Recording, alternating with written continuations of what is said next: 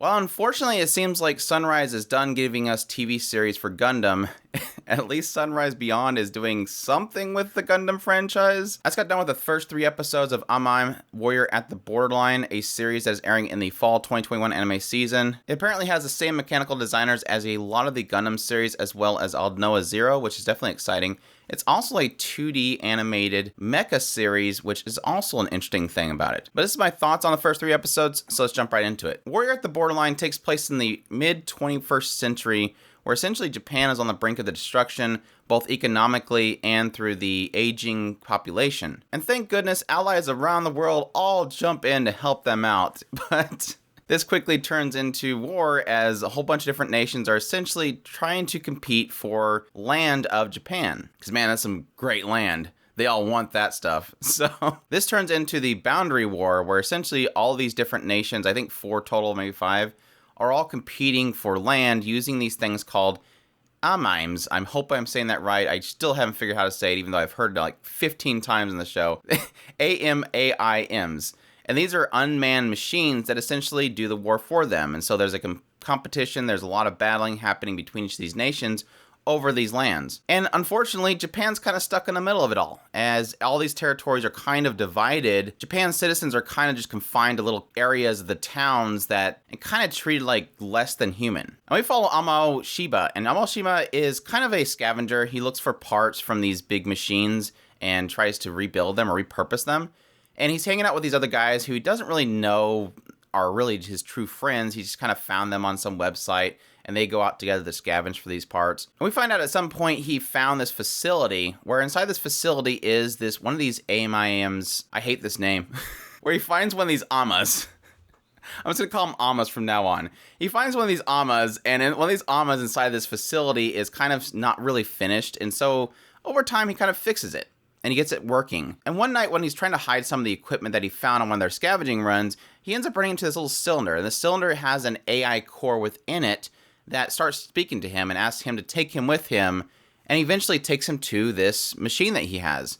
And overnight, while he's gone, this little core manages to control the facility and repair this AMA, or this machine. Well, again, like I said, the Japanese citizens are kind of treated like secondary citizens, and we find out that one of these military groups that's heading this area, the Oceania, one of the guys really wants to make a name for himself, so he's willing to kind of just treat anybody as a terrorist, and so he goes out of his way to find Amao's friends and treat them like they're terrorists to find him and take them down. Well, this core, which his name is Guy, ends up kind of noticing this kind of frequency, this conversation, and kind of predicts that they're coming after Amao. And Amao runs back to the facility, gets into this AMA, and has to fight back against Oceania military. And this leads to him being on the run. So Amao is kind of pretty much on the run, running away from the Oceania.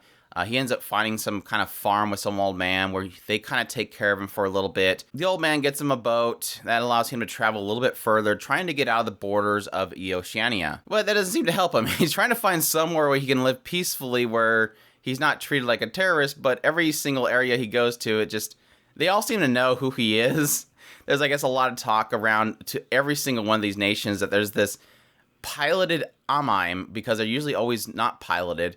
It's a piloted machine, and the Oceania failed to, capture him. And so now over here, the Asian military is like, oh, well, we'll do it, and that'll boost morale. Like, these guys, what are these guys doing? They're like just all competing for land. There's all these there's like a stance where all these military groups are all fighting against each other. But man, if they can get that one guy, they'll show the other side. That part just kind of made me laugh a little bit. But anyways, he makes it over to the border, and now he's being chased by the Asian army, and he ends up being kind of saved by this guy named Gashin. And Gashin is piloting another one of these AMAIMs, and so he's like another rare case of somebody that actually pilots one of these machines. Like I said, they're usually typically controlled by AI or by remote. And Gashin saves him, takes him into kind of what Ama would think is a terrorist group, but they're actually like a resistance group. It's a group of Japanese people that are trying to reclaim their land, and Gashin's kind of one of their soldiers that's helping them. And they try to recruit Ama because they're like, hey, that machine that you have? Yeah, that was ours. We sent it over that territory and we lost contact with where we sent it to, and yeah, I guess we could take it back from you, but we would also, I mean, that would be unfair to you. If you want to join us, that'd be great. I'm like, man, these guys are really nice. This is like a really nice resistance group. But yeah, it kind of seems like Amo's not okay with joining them just because he knows that, yeah, right now I'm killing drones, all these unmanned machines, but eventually I'm probably going to have to kill people, and I don't like that. And of course, Gashin's like really upset about that. Like, this guy's weak. He's going to get us killed. If he won't pilot that thing, I'll pilot it. That kind of mentality going on as Amo kind of sits there and contemplates it. But over time, as he's speaking to a lot of these people, he eventually kind of says, you know what? I want to stay with this machine. He's kind of grown a bond with this machine that he's piloted for a while now. He wants to stick with it. So he'll kind of hang out with them for a while and go from there. And it kind of just ends the third episode with them getting attacked by something. So yeah, I'm very mixed on this show. I think it looks really good. I don't think it's out of the levels of something like main Sunrise like Iron Blood Orphans or something like that, with some really clean 2D animation, really incredible animation pieces that are in there. No Sakuga like that, but they do really well in animating 2D mecha suits, which is like a huge feat these days. Usually, typically, most studios want to use CGI or something like that because animating big mechas is a very difficult task. Keeping it on model, especially some sort of machine that obviously would keep proportions, is very difficult. And so I think they're doing a really good job of that. The art of them themselves is really good too, because we have the same kind of mechanical designers as things like All Noah Zero and Iron Blooded Orphans, which is really incredible, which is some of my favorite stuff. But I think the trouble that I have is that this show kind of feels like it's for two different audiences. It feels like it's for young kids because it has the whole mascot aspect. It has the young pilot. It feels very like, okay, let's go mascot friend. Let's power of super kick kind of thing. But at the same time, it's dealing with very heavy subjects, such as obviously segregation. It's dealing with basically people losing their entire lands and their livelihood, being treated as second citizens. It has the aspects of, they have at one point, the guy's showing him a picture of, hey, look, you're worried about killing them, but look what they do to the Japanese people. And this is a picture of, just people dead scattered throughout a street.